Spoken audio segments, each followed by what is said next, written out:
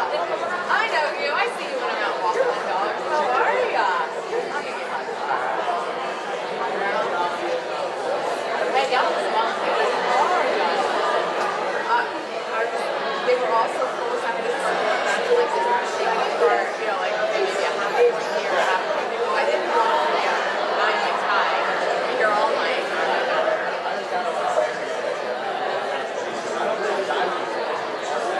oh my god. It was so, I loved it because I just felt so organic and it felt, oh, the energy was so high. I was like, hey, guys, more of you, get on stage. So I'm glad. And then, like, some of us who were there last night, they were like, why is it going on dance week? Why is anyone trying to work with you?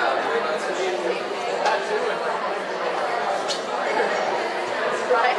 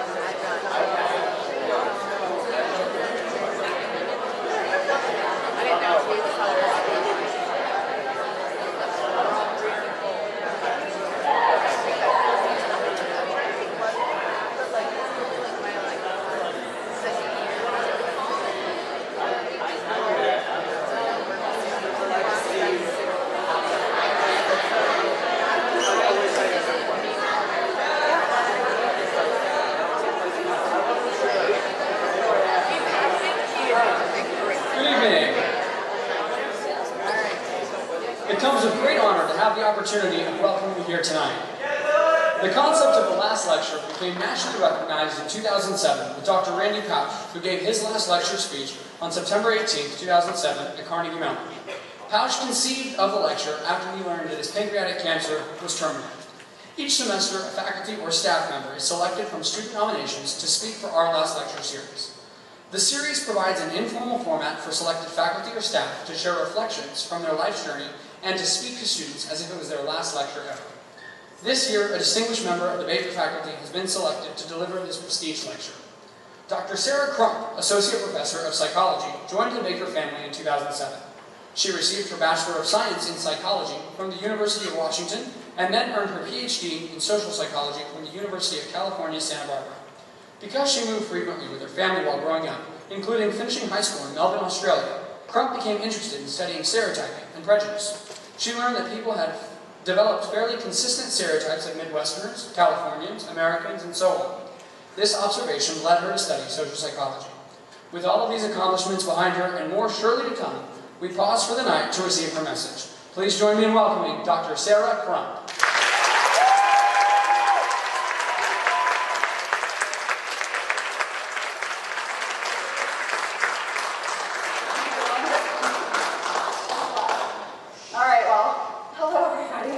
Thank you so much for being here. As anybody who has said, oh, I'm so excited to see your last lecture, and I just responded, I'm going to die.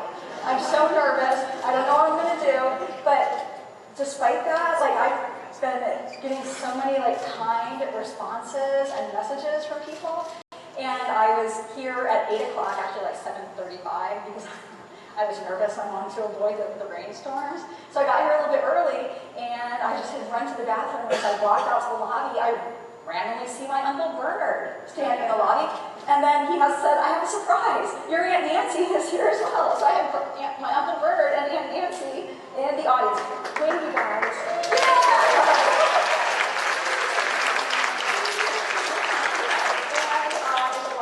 Watching. I have family members watching here as well. So hi, Cornelia. Hello. So you guys, thank you so much for being here. I'm super excited to talk to you guys, and I'd like to thank Mindy Lowe for inviting me. I was like, Mindy Lowe, hi.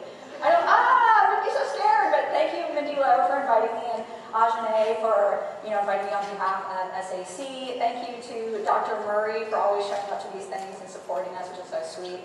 And thank you to my phenomenal colleagues and my students, past and present and future, who are in the audience. I hope you guys like this talk. I'll do what I can. Okay. All right, so the title of my talk, as we see, is A Recipe for Happiness with a Dash of Psychology. I love to cook and I love to eat, so I was like, how can I mush that into a topic for this last lecture? So we'll see how we do. So what I'm going to talk about, you guys, is I'm basically just going to give you a bit of a history of my life experiences. Dylan referred to it as a journey, and literally I'm going to take you through a little sort of glimpse of the different moves I've made with my family throughout my life. And it's funny because I was chatting about this talk with one of my friends, and I said that you guys are literally like a captive audience. You know, when you ask somebody very, simply, hey, how was your family vacation? And suddenly they roll out like hundreds of pictures, and you're like, I can't leave, this is so awkward. That sounds like a great vacation, but I have somewhere else to go. Well, you guys are literally a captive audience. I'm going to show you a ton of pictures. So, sorry, not sorry. So I'm going to reflect upon these different moves I made with my family. As I said, I'm going to talk about just living life and a little bit of cooking maybe, and what I've learned. And toward the end, I'm going to try and give you guys some takeaways of the things that I've learned throughout my life. And I will provide you with a recipe, not the recipe, right? So this is just going to be my thoughts and takeaways based upon my life experiences. And if it was you standing up here, it would hopefully be something very different, but also amazing. And also, hopefully, if my life at Baker continues on as it is, maybe if I were actually asked to give this toward the end of my career, maybe I would have different things to say. But at this point, here's what I got for you, and hopefully it'll be awesome.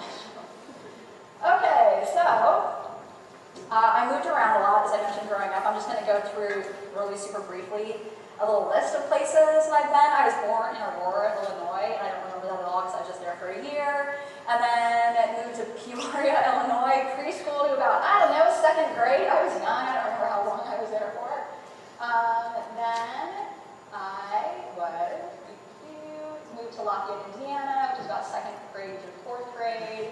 Then back to Peoria, Illinois. My dad worked for Caterpillar Tractor Company, and they're based in Peoria, Illinois, so I kind of moved there. We moved there in and out a little bit.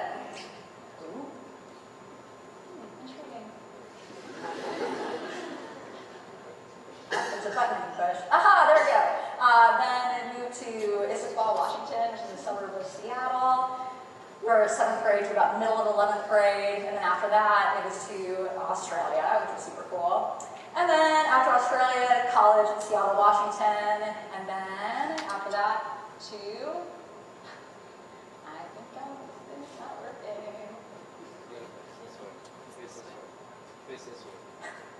I'm pressing the button. Yeah, there we go. Okay, then to Santa Barbara, California for grad school, and then to Lawrence, Kansas, Georgia Paper University. Woohoo! Yeah!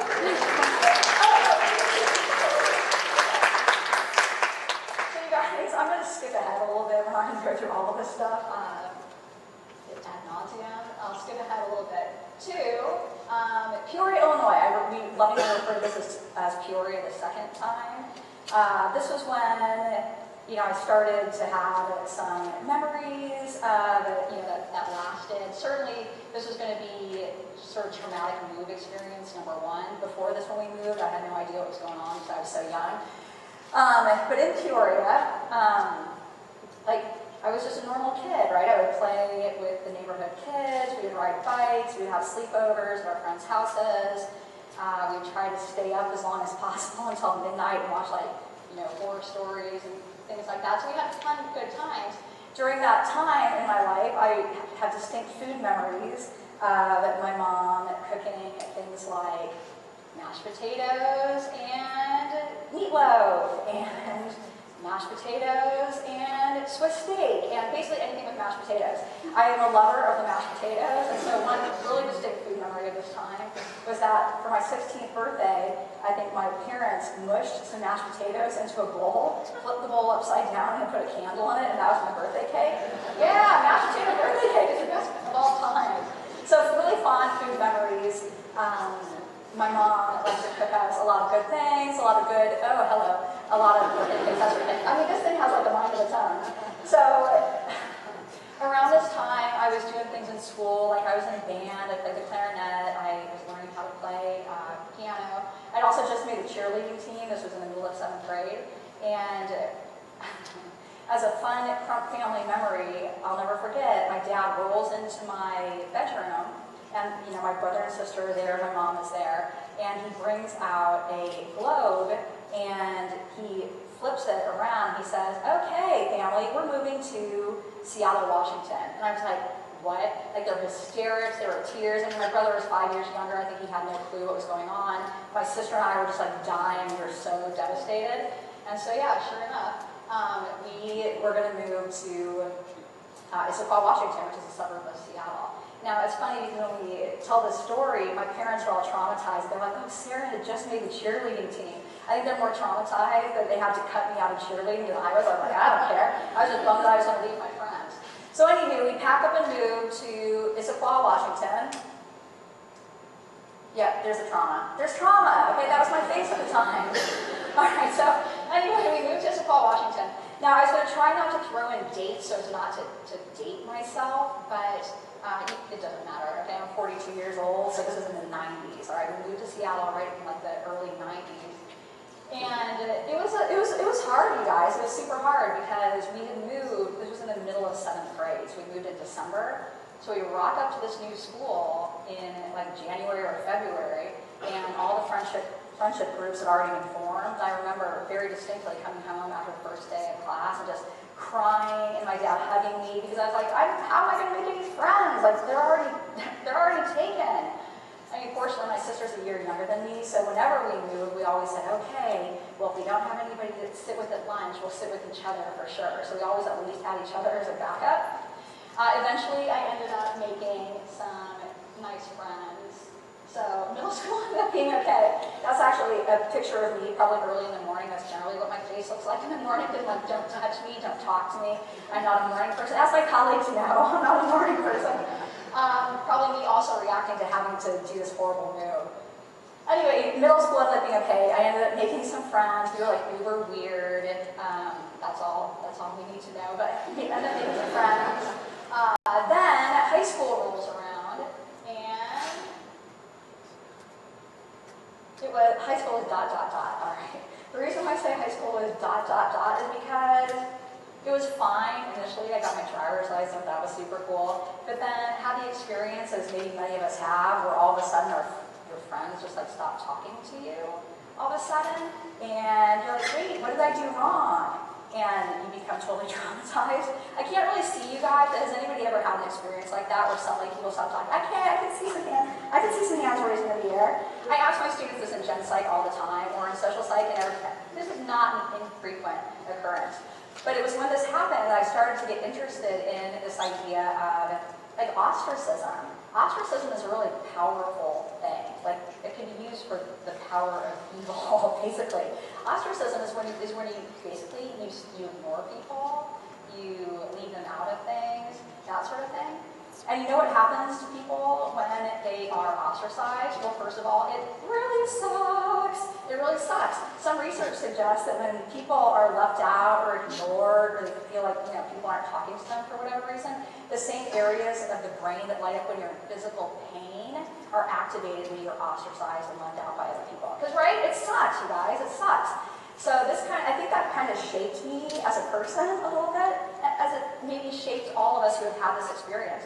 I think after that I became a real people pleaser. And also, #high school, we conform constantly in middle school and high school. It's just the name of the game. It's what you have to do.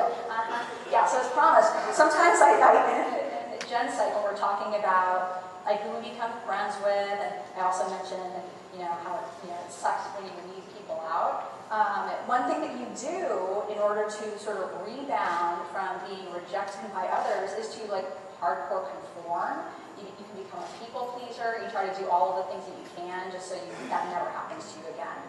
So I mean, even if that hadn't have happened to me, I probably still would have been rolling with the 90s grunge because I was living in Seattle. So there's some fashionable looks of me. And I noticed a trend as I started to put these pictures together, which is I wore a lot of striped shirts at the time, like constant. And you're going to see that these striped shirts are going to keep coming up in these pictures, and I promise you that I didn't plan that. I didn't plan it. I almost thought about wearing a striped shirt, like one of these striped shirts. I'm pretty sure I have them in like a vacuum sack bag or something at home. I almost dug one out to wear tonight, but I was told not to wear patterns by both my sister and Tony Brown. They're like, don't you wear a pattern, it'll look bad. So anything, no stripes.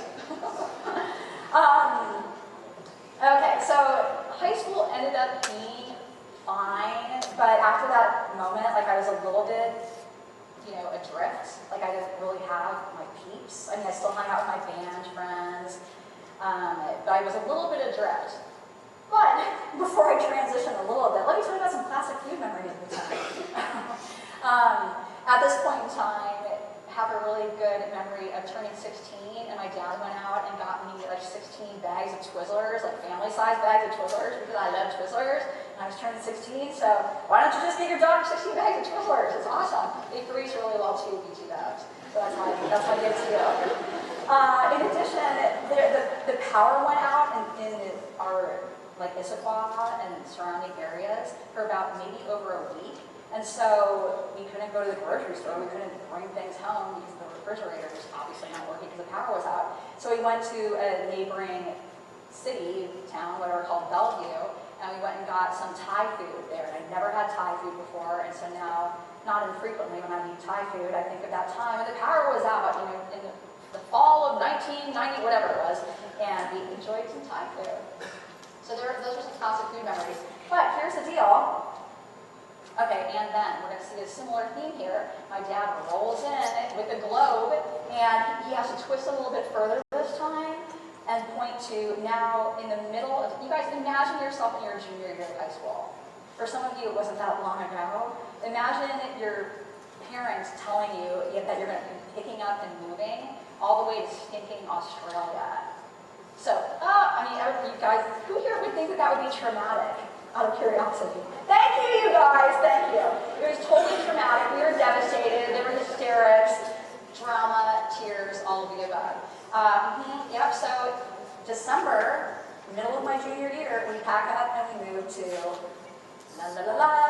Melbourne, Australia. Now, I know I sound like a little bit of a dork saying Melbourne, but I was schooled by my friends there that that's how you pronounce it, not Melbourne. So you'll hear me call it Melbourne, Australia. That's how they pronounce it. So again, this is another tough move, like literally as it says it there. Who moves in the middle of stinking 11th grade?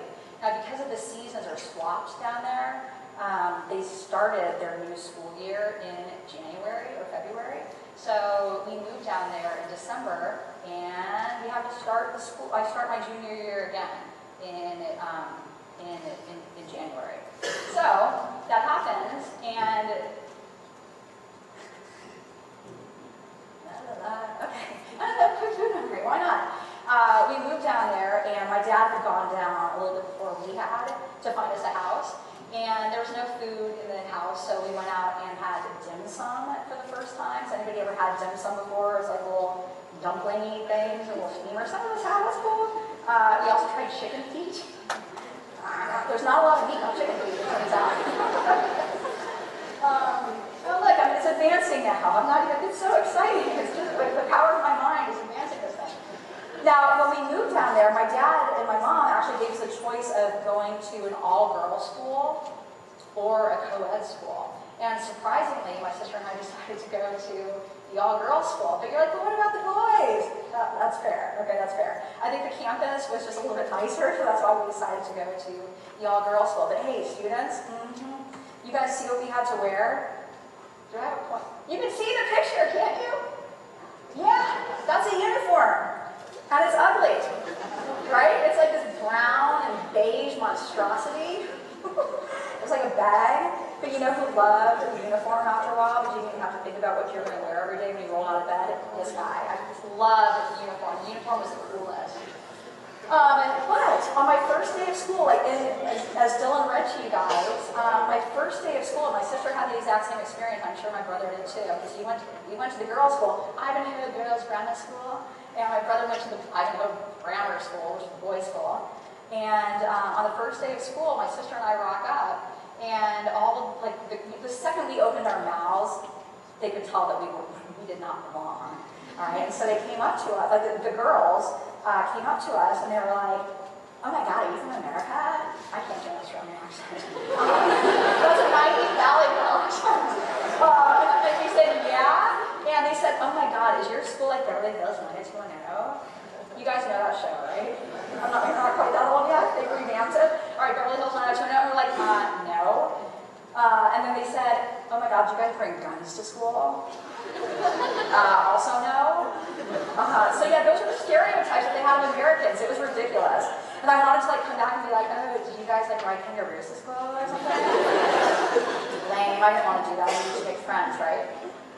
So confronted with a lot of stereotypes, and that kind of got me interested in studying stereotypes, which you'll see I sort of did when I was in grad school. So there was a bit of culture shock. Now, first of all, as mentioned, we went to this all-girls school, had to get used to wearing a uniform, got used to that pretty quickly.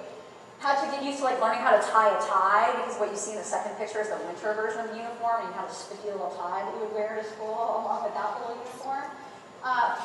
We were also put into houses. So like Harry Potter asks, so when Harry Potter came out and people were like, "What are houses? What are prefects?" or whatever, I was like, "I know what those are," because we had those at my school. So my sister and I were put into Rotherwood because we went to Ivanhoe Girls Grammar School. All the houses were based upon like what's that guy's name? Robin Hood, So Rowena and Loxley and Rotherwood. So Jackie and I were in Rotherwood, and so that was kind of different to sort of get used to that school environment. I'll also never forget that I was sitting in like chemistry class one time, and the teacher kept referring to aluminium. I was like, "What the hell is aluminium?" And I think she pointed to the periodic table of elements. So I was like, "Hey, Al, that's aluminum!" So I was starting to make little connections. And also Adidas. What's Adidas? Oh, that's Adidas. And Nike is Nike. So little things like that. You have to learn the way they sort of describe things. In addition, I was exposed to different cultural groups that I wasn't really as familiar with coming from the States. So my BFFs in high school were Carolyn, who was Indian, and Rita, who was Greek, me, that was me there, looking white and pale as heck, and my friend Roxanne, who was Asian. So it was super cool because I would go over to these girls' houses, and generally their moms would prepare these like lavish Indian buffets and Greek smorgasbords or whatever, and so we'd like gorge ourselves on all of this amazing food. So now I love Indian food, I love Greek food for those very reasons. Now you'll see here over on the left, that picture that I was kind of spiffing things up a little bit, that's me on the left. That's me on the left. Again, you gotta get by, you gotta conform. Like I had to like maybe not be wearing my grungy old 90s stripy shirts when I was in Australia. I had to like spiff it up a little bit in order to, you know, conform and fit in to this new group of people. So I eventually did that and I made some really awesome friends. Now it's funny because when I would come to school every day, my friends would be like, oh my God, what'd you do this weekend? And I'd be like, I literally like sat in front of the TV with a family-sized Cadbury bar and like ate it while I watched the TV or played Nintendo. I think they were out doing fabulous things, maybe with boys. And I was just sitting at home, like minding my own business, doing my thing. Eventually we started to go out and have some fun. And I think sometimes that because I made such a nice group of friends down there and we were all out like, you know, having fun with each other, like maybe I didn't do as much Australia touristy stuff maybe as I would have, but whatever, you gotta fit in, right? You gotta make your friends and do what you do as a teenager. So besides hanging out with my friends, we did actually do some cool stuff as a family. We did travel around Melbourne itself. Like they have a really cool food market called Queen Vic Market, and my family and I would go down there on the weekend sometime and have a really good memory. And we still talk about how can we recreate this? We would get these amazing like veggie panini sandwiches like we've never been able to find again from this Queen Vic Market. So those were memorable to us. We would go to also there's like a shopping center called Melbourne Central. And my sister and my mom and I would go get high tea down there. And I think it was maybe the first time I ever had high tea, and also now a good memory of mine.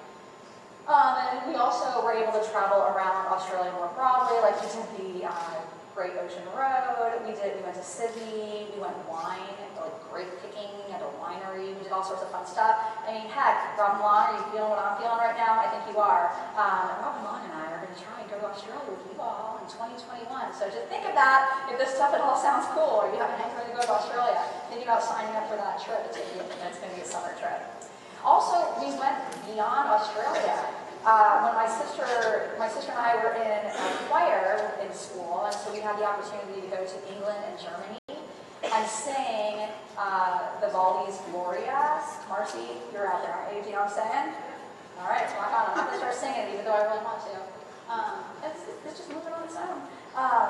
We were able to sing that with a combined choir. Like we got together with some other singers and orchestra members from England and Germany, and we're able to go tour those countries, but also sing and perform this amazing piece. I am now in the Lawrence Civic Choir, and I have been for like a decade. And I think maybe my second year in Lawrence Civic Choir, we sang Vivaldi's Gloria, and I was like, Jackie, it's my sister, oh my God, you have to come out and watch this. And so she came out, and we were able to relive those super fun memories of going on that trip. As a family, as a trip, the Germany and Australia is me there in the upper left. And then we also, as a family, went to Beijing, China. If you guys look really, really close when you see that I'm wearing a striped shirt. You guys just look, you don't even know what I am, you don't know what I look like. It's me right here! Yeah! You can't see that's literally one of the same striped shirts I was wearing in the other slide, and I literally not playing that at all. How embarrassing! And there we are, probably doing something horribly culturally inappropriate by sitting on that elephant. Sorry, people of Beijing. Anyway, that was an amazing trip. In addition, this is later. You can see that my brother has metamorphosized, so it's not when we were in Australia, it's a little bit later. But my sister and I can't remember when my brother was, but we got scuba certified. Not in like the Great Barrier Reef or anything amazing like that. We got scuba certified in a quarry. Does that sound lame? Because it kind of was. But whatever, we got scuba certified out of it. That was amazing. In addition, you guys can't really see this picture. And when I picked it out, I was going through some of my parents' pictures when I was at home recently, trying to think of some dorky pictures I could show you guys. And she's like, why would you show them that picture? I think she was probably thinking we didn't look particularly good in that picture, and you guys can't really see it. But the reason why I wanted to show you this one is because at our school, like they offered languages like French and maybe German. They didn't offer Spanish as a foreign language, and that's what my sister and I have been taking in high school. And so we were like, how can we keep up with our Spanish? And so my parents found a little Spanish school that we could go to. Now the kids in Australia start Spanish school when they're way younger, which is what we should all do, right? In order to learn languages properly, we should start them as young kids. But we were a little bit behind in contrast to the kids who started learning Spanish, you know, a lot earlier. So we would go to Spanish school on the weekends, and my sister and I would literally be sitting in these tiny little chairs, these tiny little desks, while the teacher would read like Don Quixote or something, like the child version of it, and we'd just be like, okay, cool. And we'd hang out with the kids during like our little recess time, and eat French fries and chat with the little kids about their lives. So that was pretty memorable and pretty funny. Did it improve my Spanish skills? I don't know, but it's kind of a funny random story. And then this is just like one fun memory. If you've ever had a class with me, you'll know that I sometimes like to make you uncomfortable by breaking into song every now and again. And one of the reasons why I love my colleague, Dr. Robin Long, is because sometimes when we're all alone in our hallway, we'll just bust into like some Disney classic songs or some Wind Beneath My Wings or something like that.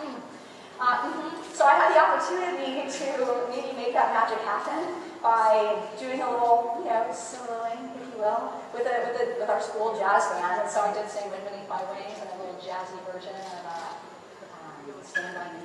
So maybe sometime in class, if you want me to reenact that for you, I'll totally do it. Okay, and then ...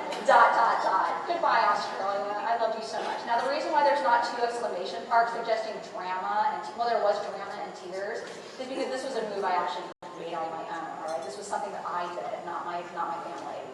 So, I graduated from high school in Australia in December of '95. And then I was like, well, I can't start college quite yet because I knew I was going to go back to the States. So I basically worked for about 6 months and then got onto a plane with my mom, left the rest of my family and my BFFs in Australia, and moved out to Seattle, Washington.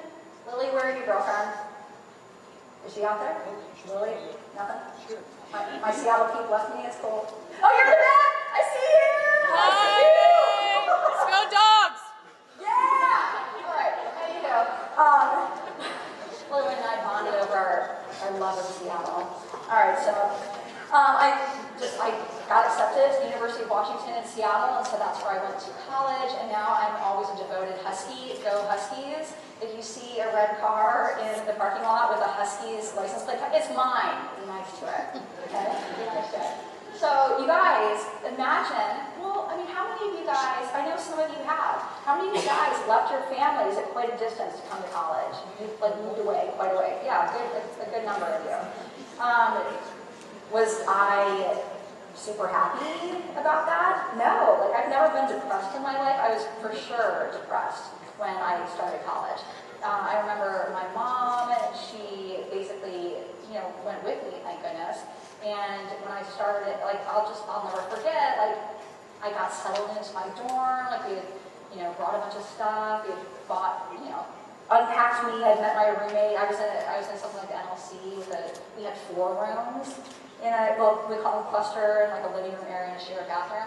And I'll never forget, like, walking out of the dorm with my mom leaving, and he just, like, bursting into tears because I was like, I don't know anybody. I am all alone. And so it was rough initially starting college, but then eventually, you know, it got better when I started, like, it turned out that the girls in my dorm were amazing. And I ended up living with a couple of them, like, my entire time in college. I also joined... Tough at first, but then awesome, okay? So so these are the girls in my dorm. Oh my god, you guys, you don't know which one is me, but I'm going to show it to you. Can you guess which one is me?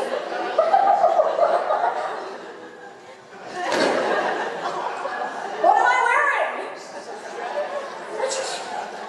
I mean, you can take the girl out of Seattle. Oh wait, I'm in Seattle and I'm wearing a striped shirt. Okay, there you go. Yeah, so those are me in and the girls I lived with my freshman year in the dorm, I lived with, like I said, a couple of them basically for the rest of my time in college. And as we discuss in gen psych, as we discuss in social psych, proximity is key, you guys. Like, these girls became my besties because I lived with them. And I ask this, and it always works. I mean, how many people in this room are now good friends with the people that you live with? Keep your hands raised. How many people are still friends with, or now good friends with the people? Oh, besties, or high fiving, I love you guys. How many people are still good friends with the people that they saw in practices or rehearsals or sat next to in classes? Yeah, a whole lot of people. The moral of the story is we end up liking people, not necessarily because we're like going out and interviewing people to see who's going to be the best match for you. It's like literally the people you see all the time. And that was 100% the case in my life and in my experiences. In addition, so I started to feel better about life and college and sort of being out on my own when I started to, again, get to know the girls in my dorm, and also I was in the Husky marching band, which was the most phenomenal stinking experience. Can you see I'm doing it?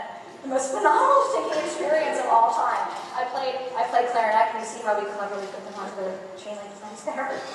As you do. That was such a stinking good experience, you guys. I loved being in the Husky marching band. It was so phenomenal. Like, we practiced a lot. Like, 4 nights a week, we were out there doing our thing. And as sometimes I like to show you, because it's a measure of pride, we did a stinking high step, you guys. No gliding. You see that? You see that? You see that more? No, I'm going to fall off the stage. I better stop. And then, you guys, one of the coolest memories I have of doing like a halftime show at the football game was, I mean, you guys have never seen Husky Stadium, or maybe you have, but it's like this monster 2-tiered thing.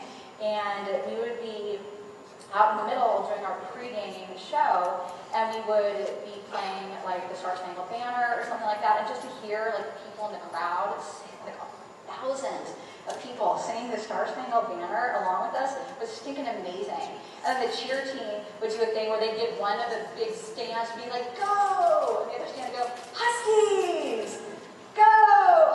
It was so cool. It was so cool to have that, be a part of that.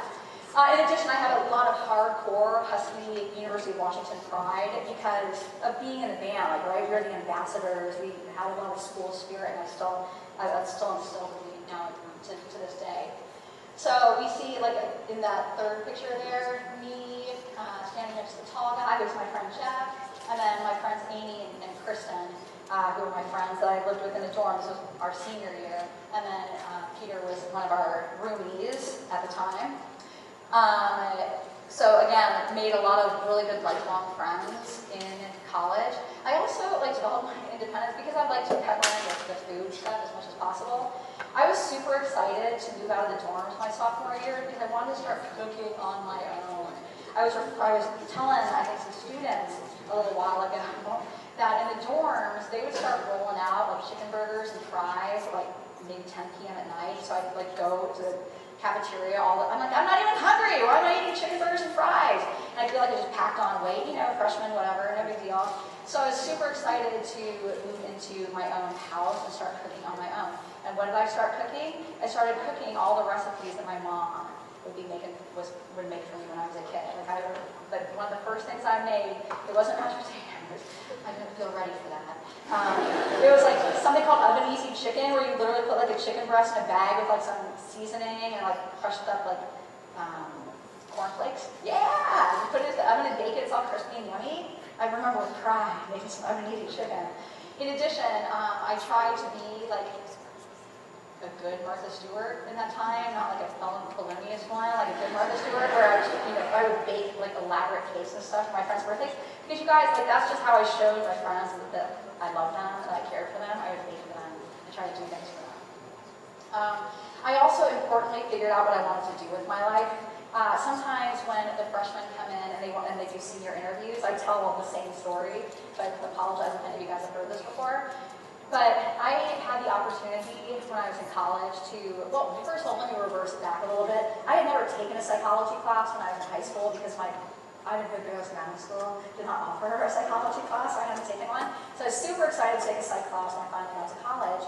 And when I did, I was like, this is awesome. And then I took a social psychology class, and I was like, holy crap, what? People think like this as well? Like my favorite concept, and it's received a little bit of sort of iffy research support, but I was like, whatever, people actually think like this, so I believe it is a thing. My favorite social psychology idea is called the fundamental attribution error, and it's the idea that when we do something that is good, we're like, it's because I am awesome. If I do something bad, it's because something about the situation. It's not me, it's something about the situation. But we do the reverse for other people, so that when somebody else, especially somebody that we don't know, we might give the benefit of the doubt to people that we do know, but to people that we don't know, if they do something, we automatically are like that. They did that because they are smart, or that they are stupid, or they are, whatever. Like we make a trait attribution to explain other people's behavior, we're less likely to take the situation into account. So the first time I heard about that, I was like, other people do that too? I mean, how many people know what I'm talking about? And you made this, yeah, all of you. So I didn't realize that. Apparently other people do that too, that's cool. So loved social psychology, and then I started to do some undergraduate research, and thought that was super cool. I was a teaching assistant for statistics, which was as fun as you can imagine. Rand, yeah, teaching statistics, the best. But also, the epiphany came, I think probably my junior year. I was lugging a bunch of bound journals in the library, writing a paper or something, and I suddenly had the epiphany. I was like, obviously I love psychology, I like to write, I like to teach, I'm going to go to grad school! And so, I applied. I applied to grad school. Yep, I sure did. And then what happened? Oh yeah, you can't see it. I didn't get in. Alright, I think my pictures were so big, it obscured what I was going to say. Yeah, I applied the first year to grad school, did not get in.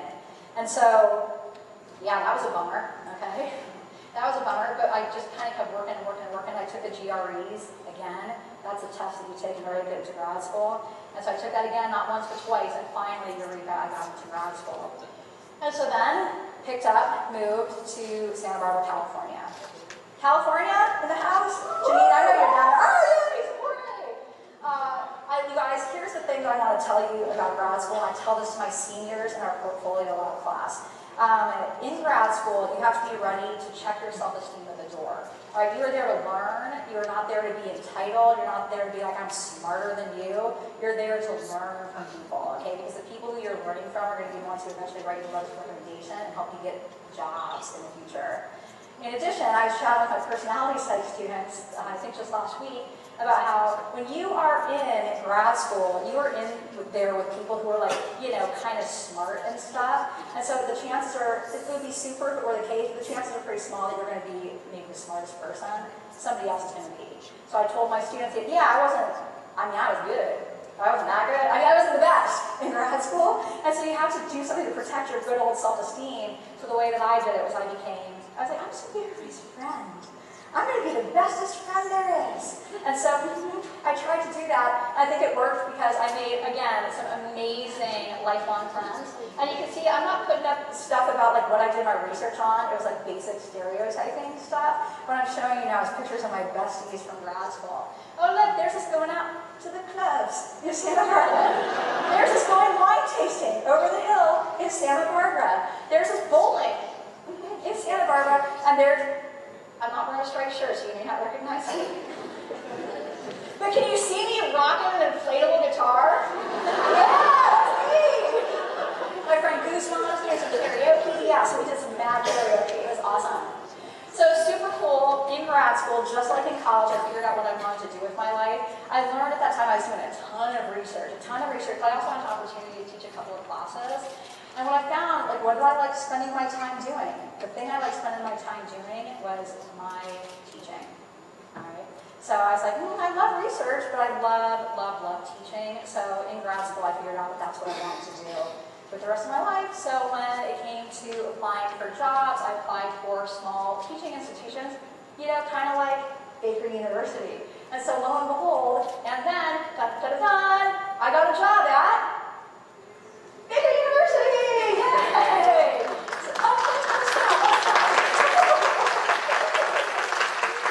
It's my 13th year! Isn't that weird?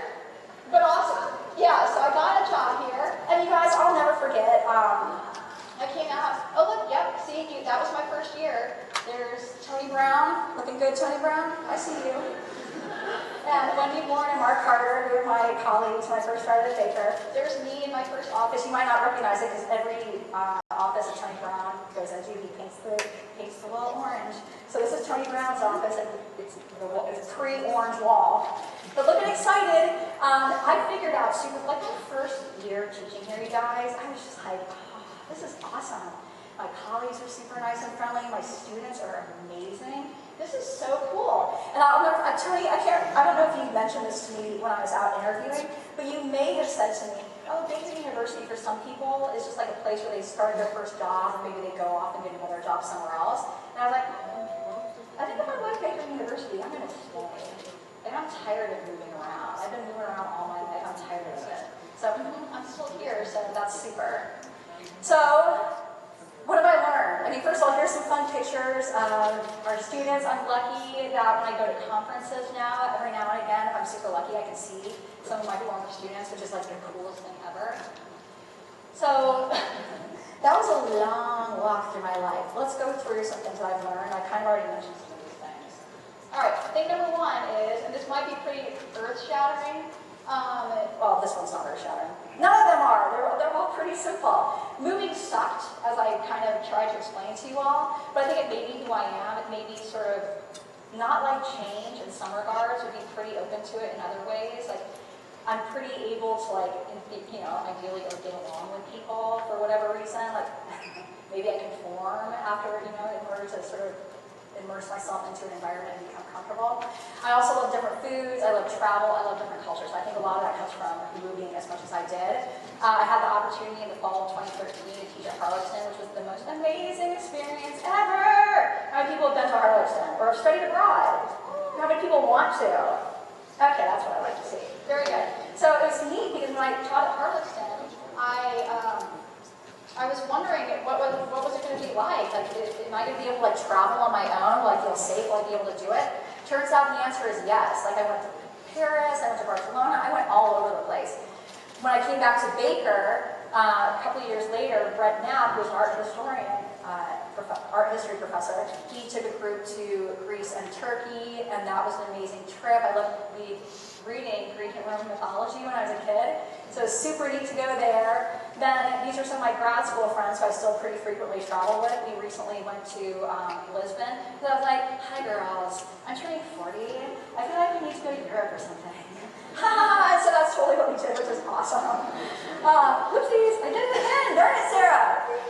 Then over sabbatical last spring, my sister, a lot of you guys know that my sister and her family were living over in England. So I popped on over to England, and we went to Munich, Germany, and that's Neuschwanstein Castle. Anybody been there? Yes, that's awesome. Cool, guys. So what I learned from that experience, or what I want to share with you guys, is it can be uncomfortable sometimes to try to be open to new experiences. I certainly know that we all have like stereotypes of different people, like just naturally they're built into us, and they can be beneficial. It sounds weird in certain ways because they help us to sort of carve up our environments and make sense of our worlds. But obviously we know that they're problematic when we put people into boxes and we see them as just their stereotype, and we don't look at them as individuals. Like I learn a lot from people, I love people, and I love learning from people, and I find that the best way to do that is to get to know people as individuals. Obviously, I'm probably preaching to the choir here, we know this, but I think a great way to sort of put yourself out there, get out of your box, is to travel and just talk to people and meet them, no matter who they are, no matter what they look like, no matter what their religion is, no matter what. Just get to know people for who they are, and you'll be amazed at how obviously awesome and wonderful people are. This is my real deep thought for the night. Another thing I've learned is just be nice, okay? Just be nice. All right, the golden rule is a real thing, peeps. Treat others the way you want to be treated. I'm not really kind of... Yeah, give people the benefit of the doubt. Give everybody the benefit of the doubt. Give your professors the benefit of the doubt. People are struggling with things in their life that you might not even be aware of. If somebody is maybe not kind to you, if somebody seems like they're having a bad day, don't necessarily think that it's because of you. Try and look beyond that, and try if you can figure out what the situation is that's impacting people.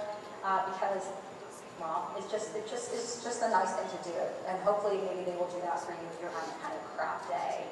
In addition, sometimes I think about like the things that sort of keep me up at night are not like, I don't wake up at 3 o'clock in the morning, which is usually when I wake up, thinking about how nice I was to a certain person during the day. I wake up in the middle of the night thinking about like maybe, oh man, I was like totally hangry at the super Target, maybe I kind of was not very nice to the checkout person. Like that's the kind of crap that keeps me up at night. Don't stay up at night, just be like nice to people. Try to be good, try not to be rude, and maybe you'll sleep really well at night. That is my hope for you. Also show others you care. People do it in different ways, right? Like I show people that I care, like I said, by baking them things and cooking them things and stuff like that. My family all does the same thing. My mom, like I said, bakes us all sorts of good comfort food. She does this every time we come home. She'll call and be like, Sarah, what do you want when you come home? I'll be like, mashed potatoes. For real, every single time. Mashed potatoes, maybe some meatloaf, that's cool.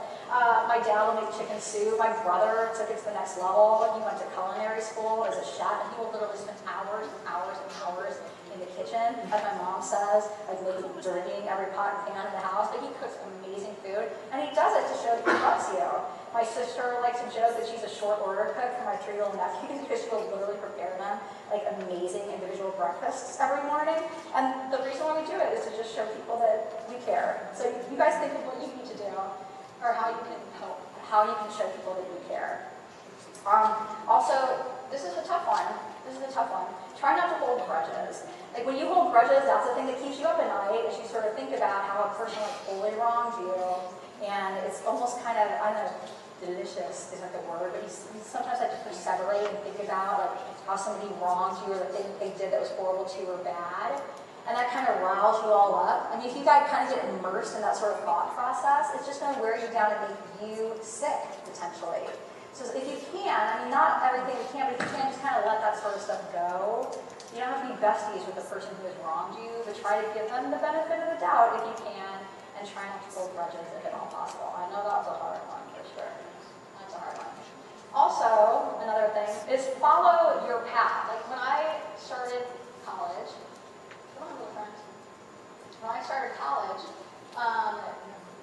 I explored various things until I finally settled on psychology. And again, as I mentioned, I didn't get into grad school the first year, so I just kind of worked until I was able to make that happen for me. And again, try to, like, be open to receiving feedback, even if it is, constructive criticism, because it's just going to help you grow. Do the things that you were passionate about. Like when I was in school, I mean, did I think psychology was going to bring home a lot of money for me and make it rain because I was a science major? Nope.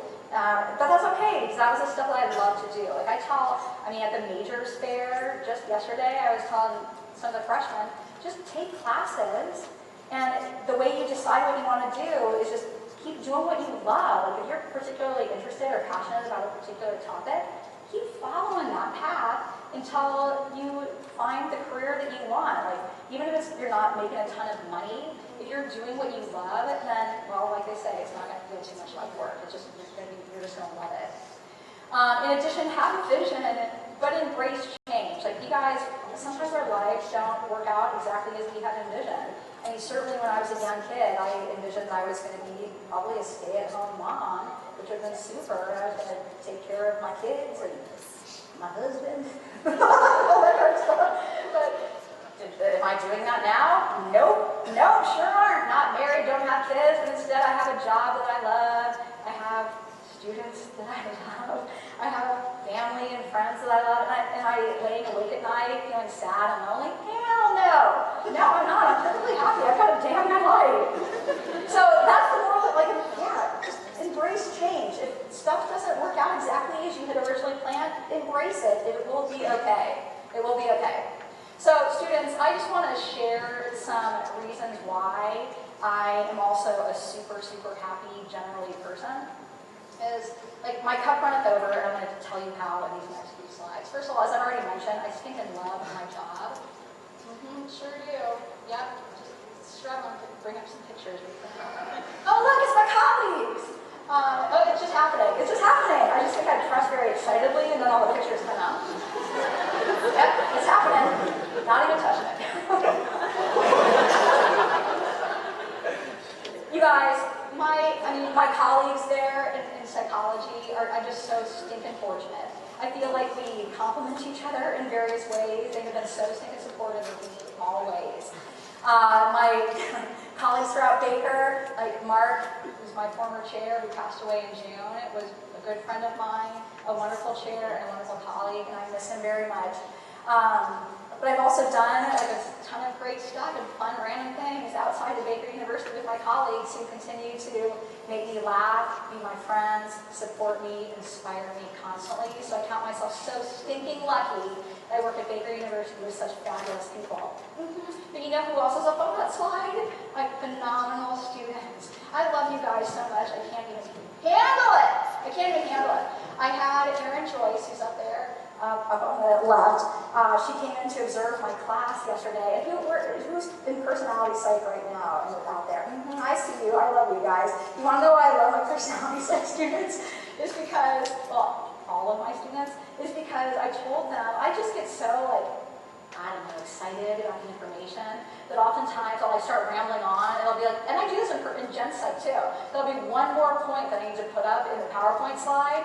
And I'll just say it and say it and say it without putting it up, and I'll be ready to go to the next slide, and then, damn it, that last little bullet will pop up. So I told the students, like, okay, Erin Joyce is coming in to observe my class. The students all have pared down PowerPoint slides. I was like, you guys, if you see that there's something up on that slide that I haven't yet said, I want you to send me a subtle signal. Is Caitlin here? I want you to send, Caitlin's like, damn it! I want you to send me a subtle signal. And I was like, just like, something subtle, like, caw-caw, caw-caw. We're sitting there, like Caitlin and some of the other girls were like, literally rubbing their noses. I was like, what are you doing? And then I was like, ah, damn it! Anyways, I love my students so much. And Darby, where are you? Darby, there you are. Darby came down. She graduated last year. Last year. Yeah. Came back. You guys, I love seeing my former students. We got emails just this past week from a student who's just starting grad school. And she's like, thank you so much for preparing me. I feel so well prepared. Alumni will just drop into the office completely unexpectedly, and it's amazing. On the upper left-hand corner, you guys, are some of our alums who come back each year and do our psychology panel and share with their the younger students, like our seniors and so on, like what they're doing with their lives and what you can do with psychology. So it just makes my life, basically, to see our students just both develop from freshman year to sophomore year to junior and senior year, and then also to see them sort of grow and just prosper after they graduate. Like, literally nothing makes me happier. In addition, I love all of my, oh God, why Sarah? I love all of my friends. Come on, little guy. I've made great friends in Lawrence. I've made great friends. I create AP psychology tests. How many people took an AP class in high school? They must play some fun. A lot of you. Yeah, me and a whole lot of people grade every year the psychology exams. Erin Morris does biology. She got me into this. Yeah. Sorry. My friends from grad school I travel with still every summer or every other summer. So they are, again, like a tight-knit group of gal pals that I love to hang out with. On the lower left-hand corner is my friend from the AP read. Right-hand corner, AP reading, we just won a psychology-related trivia contest. Woo, woo, the history of psychology does actually get you places. Yeah, trivia win. Also, most importantly, I love my family. And basically everything that is good about me is due to my phenomenal family. In personality psych just yesterday, or the day before, whenever, we were talking about how important unconditional love is. I 100% get that for my family, and that's why if there's anything good about me, it's from my family. Oh, hi, Bernard and Nancy. How's it going there? There you are. Yep, here we are. Every Easter, we go to St. Louis where Nancy lives and Paul, and we go do the Anheuser-Busch Brewery tour. That's us doing that. This is the extended Crump family. My brother recently got married to my new sister-in-law, Annie, and so that's my mom's side of the family. What did I do that was funny? What did I do?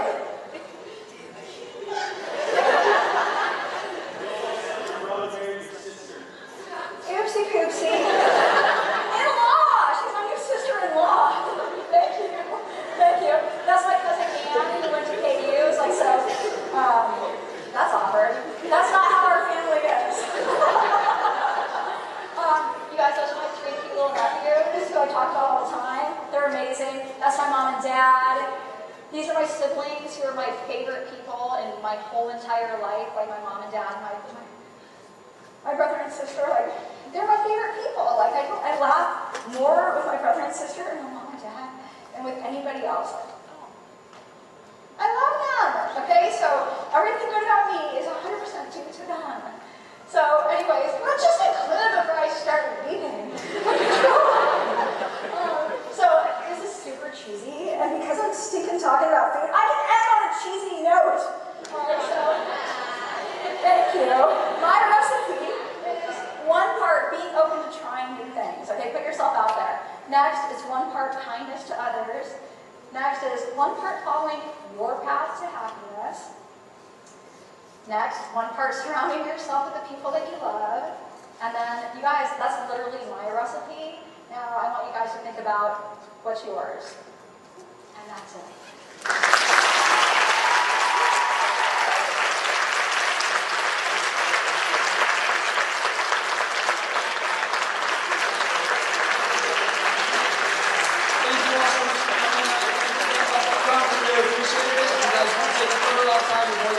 We've got a bunch of more homecoming stuff coming this week.